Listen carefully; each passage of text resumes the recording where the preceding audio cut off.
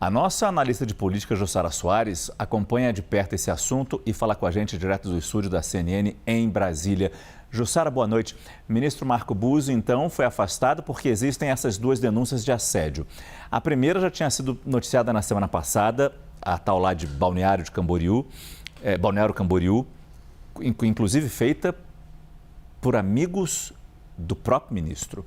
E a segunda você trouxe ontem no seu blog, no site da CNN Brasil. E exatamente essa mais recente diz que o assédio teria acontecido dentro da sede do Superior Tribunal de Justiça. Jussara, boa noite. Oi, Márcio, boa noite para você e a todos. Márcio, exatamente. O novo caso denunciado envolvendo o ministro Marco Buzzi, ele foi tomado, chegou ao conhecimento dos ministros do STJ no final de semana e ontem essa nova suposta vítima, ela prestou depoimento à Corregedoria do Conselho Nacional de Justiça. Márcio, e o relato dela foi determinante para que os ministros do STJ hoje determinasse o afastamento do ministro Marco Buzzi. Por que este caso é tão rumoroso, esse novo depoimento, essa nova denúncia ajudou a selar essa decisão em relação ao ministro Marco Buzzi? Porque a mulher, ela relatou ter sofrido um assédio dentro do gabinete do ministro no STJ. Essa é a gravidade da acusação. Durante a sessão de hoje, Márcio, os ministros que participaram ouviram, foi lido para eles os depoimentos, trechos de depoimentos, tanto da jovem de 18 anos, que é filha de um casal de amigos do ministro, como também trechos do relato da servidora que acusou o ministro de ter sido assediada dentro do gabinete. Então, é justamente isso que determinou esse afastamento. Só para a gente citar aqui e pontuar esse caso, Márcio, hoje ainda pela manhã, a defesa, o ministro apresentou um pedido de afastamento de licença médica. Hoje ele já está de licença médica por 10 dias, mas ele apresentou um novo pedido por 90 dias. Mas, depois da decisão do próprio STJ, esse pedido dele de licença médica acabou perdendo o objeto, então ele foi afastado, como citou o Pedro aqui, vai continuar recebendo o seu salário, mas perde um monte de prerrogativas ali, como, por exemplo, o uso do seu gabinete, não pode acessar, o uso também de carros, enfim. Tudo isso foi afastado nesse afastamento e está marcado para o dia 10 de março agora uma decisão sobre esse caso. Para lembrar também, pontuar todo mundo que está acompanhando esse caso, Márcio, são várias frentes de apuração. A primeira delas, Márcio, ela começa lá na Polícia Civil de São Paulo, quando a jovem de 18 anos faz um boletim de ocorrência e presta o seu depoimento. Depois, aqui foi aberta uma sindicância dentro do próprio STJ, esse mesmo grupo que está apurando isso, e, além disso, a Corregedoria do Conselho Nacional de Justiça também está apurando esse fato.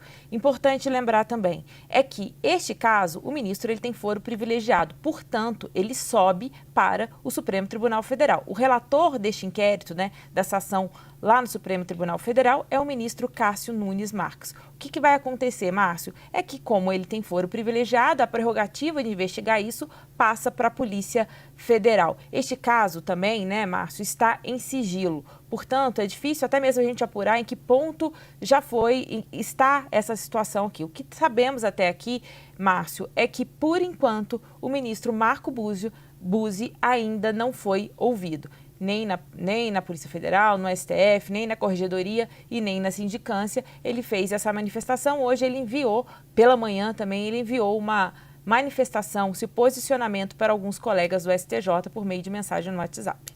Rapidamente, Jussara, dentro desse sigilo que existe, como você bem nos contou, a gente sabe que o caso que envolve a jovem em Balneário Camboriú foi no mês de janeiro. A gente sabe quando ocorreu essa acusação de assédio dentro do STJ? Quando? A data disso? A data desse assédio relatado pela servidora, Márcio, ainda não se sabe, mas era um caso mais antigo, não recente. Então, como está em sigilo, né, todas as apurações estão em sigilo pela delicadeza e é importante a gente falar que o sigilo também ajuda a preservar as vítimas, né, as mulheres que estão denunciando. Claro. Então, aí não se tem exatamente a data de quando ocorreu isso. Bem, possivelmente fatos que devem começar a vir à tona com o avançar dessas investigações, Márcio. Mas então, e aí de novo pedindo desculpas a você, Jussara, só para a gente entender junto isso aqui. Se foi antes de janeiro, essa servidora ou ex-servidora deve ter feito essa denúncia antes de janeiro. E essa denúncia, em tese, é claro que a gente precisa saber disso ainda, não teria ido à frente dentro do STJ. Veio agora à tona por causa desse caso de janeiro. Ou eu estou errado? Não, Márcio. A informação que a gente tem é que esse caso chegou, de fato, ao conhecimento dos ministros do STJ depois da denúncia da jovem de 18 anos. E, Márcio, isso é muito comum. Ocorrer nesses casos de abuso, de assédio, de modo geral. Quando vem a primeira denúncia, outras mulheres que passaram por situações parecidas, e não estou falando especificamente do caso do ministro, que ainda está em apuração, claro. Mas quando vem a primeira vítima e relata o que ocorreu, isso acaba dando força para que outras mulheres que possivelmente possam ter sido vítimas de algum abuso também possam relatar o que passaram. Então, é por isso que há esses dois casos agora. Não, entendi, mas aí no caso foi a segunda denúncia que deu força para a primeira, porque a primeira foi antes. E aparentemente o STJ não levou imediatamente ao plenário para decidir se ele seria afastado ou não, ou se abriria sindicância ou não. Depois que veio o de janeiro, é que o STJ deve ter pego da gaveta e falado, opa, tem outro caso aqui, dentro do STJ. Será que não é por aí? Não, Márcio, a informação que eu tenho, pelo menos a minha apuração até aqui, é que esse caso, de fato, foi relatado aos ministros de modo dessa servidora, ex-servidora, depois do caso que veio à tona em janeiro.